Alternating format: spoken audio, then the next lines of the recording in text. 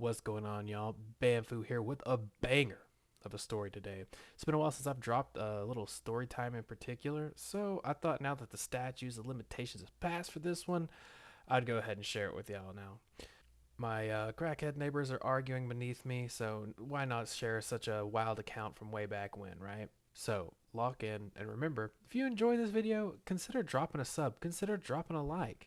Also, share what you think after hearing this one in the comments below. I'm very curious to what you think about this one. So, without further ado, let's get into it. Now, I'm going to go back in the origin of this. This is way back in 2012. I had taken a break from college because I really didn't know what I wanted to do, so I had decided to take a step back, get a little breather before I go back in and maybe finish, whatever at the time. I had an opportunity to work with this little local startup, and this was presented to me by my old friend. Now, this old friend I don't talk to anymore. I think I called him George in my story where it was about when GTA 5 ruined a friendship video. Anywho, he said that there was a competitive gaming company that would host tournaments. This sounded like everything I wanted to get into because back in the early 2010s, there wasn't really anything interesting like this that I could pursue, at least to my knowledge at the time. So I told him, yo, I'm totally down. Like, put a word in for me. Let me try to get in on this gig. And eventually I got into it. And hey, at first, this gig was awesome. The only real downside was that we weren't getting paid for this gig. The operation was very bare bones, and there was promise of pay once we kind of started getting things going. Also promise of better opportunity as things grew. Because at first we were hosting little local events, like we'd go to like little like small restaurants and stuff, the like local places that would have us, and we'd set up like a halo like whatever, like a bracket, and like run it, give away prizes, stuff like that. But really, when things started stepping up was when we had gotten hired to help run like live stream, like larger events, like larger tournaments. Hell, I even remember getting to see the classic Ninja before his blue hair and Fortnite fame days. This was back when Ninja was playing Halo competitively. In fact, this tournament in particular that I'm talking about, dude, we helped operate this one. It eventually got into a bunch of controversy about paying out players at the time, but maybe that's another video for another time. You know what I'm saying? So at the time I wasn't really working, and working for this company took a lot of time, and especially when an event went down because we're traveling back and forth like all on our own dollar, right? And especially so when we were booking better larger tournaments, whatever. And to give you a better overview of what we were working with, we had monitors, consoles, and we would run the actual brackets of the winners and losers as well. And you may be like, hey, Banfu, you weren't working or anything, so how are you supporting yourself? Well, I was actually getting fronted some packs at the time by the owner. Well, they weren't packs. It was more like a few zips each month, but hey, I was taking anything I could get at the time. I needed it. Because, man, this was the age of when I was like super broke. I had virtually like no money, but in my early 20s, I really wasn't the best at managing my finances. Plus, especially with the extra travel and not being paid for it didn't help. But, I was young and dumb and very hopeful for, this new situation, this new prospect that I could see growing in the future. At the time, I started getting behind on the fronts because I do admit I was smoking a little bit of it, but also there's a point where I was working like constantly. Our owner had told us that we needed to start data mining these sites similar to like game battles and stuff because we were trying to start an operation similar of our own. So we were trying to get some prospects out to send some emails, maybe get some like a client list building, right? So I remember I would spend like a couple of weeks just like nonstop, like filling out a spreadsheet of like emails and all this other shit, just information data from other sites, and just wherever we could to find prospects to shoot out emails and create buzz for our new platform that we're trying to make essentially. And around this time, the owner, we would have these meetings, right? And it was around this time that he would always like be promising that we'd be getting paid soon, or there are these XYZ opportunities popping up. And I remember he was like, hey guys, here in the next couple of months, the next few weeks, whatever it was, he's like, hey, we're going to have like hourly pay starting soon. So when I was hearing this, I was like, yo, like I've been kind of getting behind because I've needed money on stuff. Like, yo, when this in 2 or 3 weeks, when this pops off, man, I'm just going to work like 12 hours, like, for a couple of weeks, and I'll just, everything will be squared away. No big problem. because once we started getting paid, it was like a no-brainer to go in even harder because I had already been doing everything for free at this point, because the couple of zips every now and then were really just not working out for me, because at this point there was really no way I could keep working for this startup and have a job at the same time, because it was just I was doing a lot more and I kind of just needed to be available whenever. So I thought just sitting on what I had would be completely fine, because hey, we're about to get that hourly rate and I could just work like a madman, just get the money aside. It's no big deal. But little did I know, this dude wasn't the best on delivering his promises, especially when he sounded so convincing and, giving us literal dates and stuff on when this stuff was going to happen. So around this time, I had moved from my old place in 2013, and I was somewhat still working for this guy. I can't remember, like, the company kind of slowly started dissolving, right? He was about to move to Colorado. The owner was about to move to Colorado, and around this time, the operation was pretty much dissolved. I think that they had started selling everything, that all the editing PC we had, and then all the monitors, consoles, etc. So it all pretty much went under, and nothing got made that we were planning on, and all this, and it just essentially all fell apart because just nothing was being met. So I was like, oh shit, now I owe this guy some cash, and I'm just pretty much gonna have to get this together, just pay him now, because I was friends with this guy, the owner. I was friends with him, like we were all friends essentially, like we are all really chill. We worked together, we ran brackets, we ran tourneys together. We had a lot of fun during the whole venture. But I'm gonna be honest, at this time, like I was saying before, I was horrible with money. It's just absolutely atrocious. But I was really just living on like my bare bones to survive, and I was just looking for new jobs. I was applying for a lot of stuff just to try to get something going, so I could just pay him back and get it off, like get him off my chest, right? Well, the owner had officially, when he officially had moved to Colorado, I noticed that he would come back. Like he'd come back to our, like the state that I was in, that we were originally in. He'd come back like almost once every week. I kind of thought it was weird. I was like, dude, like, and I knew he would also hit me up about like owing him and stuff, which was completely fine at the time. But I just thought something was weird. I'm like, dude, why are you like spending so much money to come back just to try to get like a few dollars from me? Because I would, like, dude, I don't even think I owed him that much. I think I saved it at one point. I had saved up about half of everything I had owed him and paid him in one lump sum, and then I was just chipping away at the rest, right? But while I'm in the process of paying him back, one day he says he's coming into town. I'm like, cool, dude, if you wanted to hang out or something like that. He's like, yeah, I might swing by and see if you had anything for me. I was like, hey, I don't have much, but I have a little bit of something. Dude, I think it was like 50 or 60 bucks, but hey, if I've got something to give, I'm just going to give it to you. I mean, it's better than nothing, I assume, right? And dude, when he came in this time and I gave him like his 50 or 60 bucks, dude, he like blew up on me. And he's like, dude, he's like, you got to get a job. You can't be doing this and that. And at the time, dude, I was like applying to like fast food jobs and shit. Like I was really hurting for like some type of work. But another strange thing I started noticing, every time this guy would come over to our place now, he would have this big, dude, it was like a big red winter jacket. Like I can just remember, red and black winter jacket. It was like really big, durable, like something you'd wear, just, it was huge. And he was like a slimmer dude, right? So when he would come over, I'm like, dude, what are you doing with this jacket on, man? Like it's damn near 70 degrees, or like it's not that cold for a jacket like that. You got to be sweating your balls off, right? Well, at the time I didn't think anything of it, but back to what I was saying before, he blows up on me about it, telling me like just riding my ass about all this stuff. And at the time, like, yeah, I get it, owe this guy money, but back then, dude, I was just such a shitlord. Like I was so bad with everything. But at the same time, dude, I did work like hundreds of hours, free time with this guy. Like all I was asking for is just like a little bit of, just time to get my shit together. Plus I had to move. Like at the time I had to move. It wasn't like let me just move somewhere.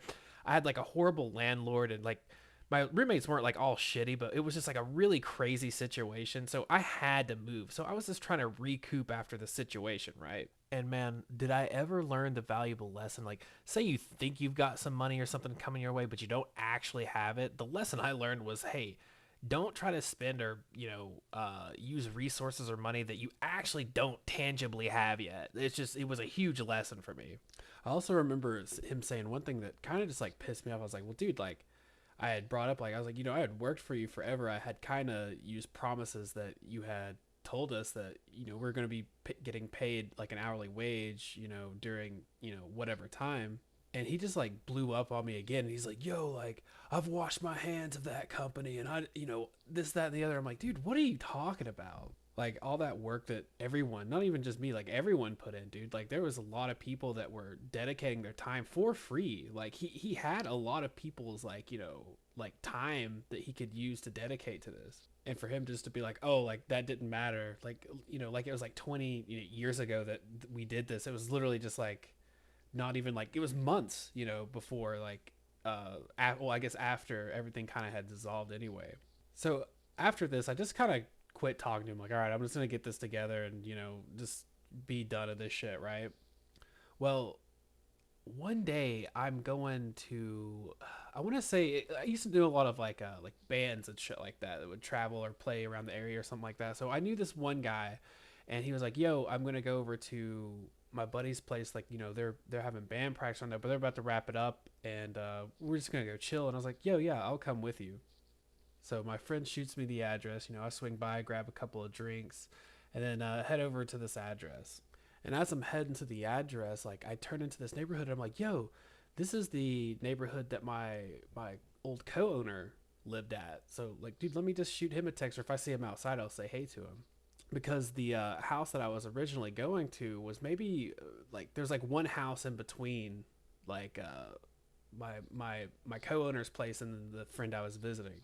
And at this time I was trying to figure something out, right? I was like trying to see like, dude, do I want to go teach English in Korea? Like, do I want to take up a trade? Do I want to like finish school? I wasn't really sure what I wanted to do at this time. But anyway, I shoot the co-owner a text like, yo, like I came to hang out at a friend's place and I'm like right next door if you want to come say hey. And so I'm outside smoking a cig and the old co-owner comes up and I'm chatting with him for a little bit. And he's just asking, oh, yo, how you doing? Like since everything had dissolved. I don't think I had maybe talked to him in maybe like a month or two. And I start telling him like, well, the owner, like, I was like, he has moved out to Colorado because he was originally moved out to Colorado to start doing cannabis stuff. Like it became legal there. And so he went out and jumped on that. And I was like, well, dude, I'm thinking about going out there, maybe getting like a trim job with, our old owner of, the last company we're in. And dude, the co-owner looks at me. He's like, bro, he's like, dude, don't fucking do that. And I'm like, yo, what? Because I was telling him, I was like, I was even thinking about going to Korea. So I was like, I just need to do something. He's like, dude, do any of those things. He's like, do not fuck with that guy. And I'm like, bro, like, you guys like work together, own a company. Like, what's going on? Like, why, the sudden change of heart? And so he tells me, he's like, yo, dude. So he basically flipped on me. And I'm like, what? He was like, dude, so yeah, like, he's like, I pretty much had been fronting him some packs, like actual packs, like a pretty good amount of stuff. And well, he got raided. And when the owner got raided, he was like, dude, he pretty much started building some shit so he could get off like of his charges. Also because, you can't be doing, oh, I'm pretty sure like this is why he was doing it. Because if you're like, going out to Colorado to start like a bud business or whatever the fuck, dude, you can't be getting your like certifications and licensing and all that stuff if you have like a felony charge of like, possession of like, you just can't, like, there's no way they're going to deny you, right? So he goes on to tell me, he's like, yo, dude, like, so he owed me like 20 grand. And the owner, he's like, the owner, the co-owner, he's like, we met up at this parking lot. And he's like, I remember it was like raining or some shit. He's like, dude, it was kind of dark out. It was raining. He's like, so like, we were kind of like, we're like low key, right? There's no way, like, and dude, they both don't look like sketchy people. They're both very well put together people. And like, he's like, dude, he comes in the car, he hands off the cash, we chat for a second, he gets out, and within point 0.1 seconds of me like just like looking down at my phone after he got out, like a cop just knocks on my driver like windshield. It's like, yo, like, we got you. And I'm like, dude, what? And he was like, yeah, he's probably trying to like collect information or do something, And I was like, dude, and I went back in my head, I'm like, dude, He wearing a wire, dude? Like he had a jacket, dude. Like that jacket he was wearing, man. Like I'm telling you, dude. And like the fact that he was just trying to get enough money together, what he was trying to do, and this is me piecing it together in my head, right?